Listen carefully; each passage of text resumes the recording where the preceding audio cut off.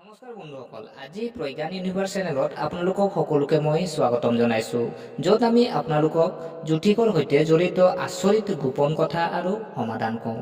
আজি আপোনালোকলৈ লৈ আহিছোঁ স্বপ্নৰ প্ৰহৰৰ ফল। গতিকে পলম নকৰি আহকচোন ভিডিঅ'ৰ মাজলৈ সোমাই যাওঁ। প্ৰিয় দৰ্শক, সপোন জ্যোতিষৰ মতে টোপনিৰ সময়ত দেখা প্ৰতিটো সপোনৰ এটা বিশেষ প্ৰতীক আৰু এটা বিশেষ ফল থাকে। গতিকে জানো আহকচোন কোনটো প্ৰহৰ সপোন কিমান দিনত ফল পায়। আজি আমি প্ৰথমতে জানো আহক প্ৰহৰ মানেনো কি। প্ৰহৰ হৈছে ভাৰতত প্ৰাচীন কালৰে পৰা চলি অহা সময় গণনা কৰা এক হিচাপ। অষ্টপ্ৰহৰ মানে একদিন, দিন ৰাতি মিলাই 24 ঘণ্টাৰ ভিতৰত মুঠ 8টা প্ৰহৰ পোৱা যায়।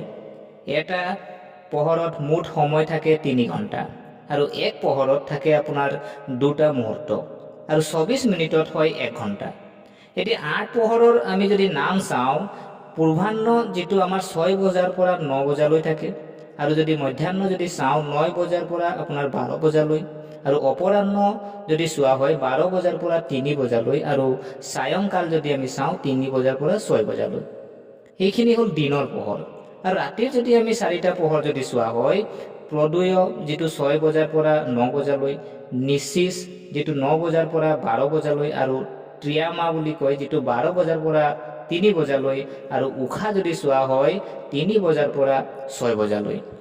প্ৰিয় দৰ্শক, স্বপ্নৰ পোহৰৰ ফল যদি চোৱা হয়, প্ৰথম পোহৰত যদি আপুনি সপোন দেখিছে তেন্তে 1 বছৰৰ মাজভাগত ফল পোৱা যায়। আৰু দ্বিতীয় পোহৰত দেখা সপোন 6 মাহৰ ভিতৰত ফলাফল পায়। যদি আপুনি তৃতীয় পোহৰত কিবা সপোন দেখিছে তেন্তে 3 মাহৰ ভিতৰত ফল পাব।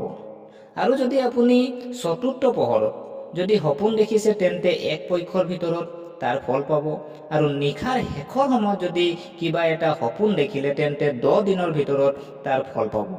আৰু সুখৰ সপোন নেদেখি যদি আপুনি দুখৰ সপোন দেখা পাইছে তেন্তে সেইমতে ফল পাব বুলি কোৱা হৈছে।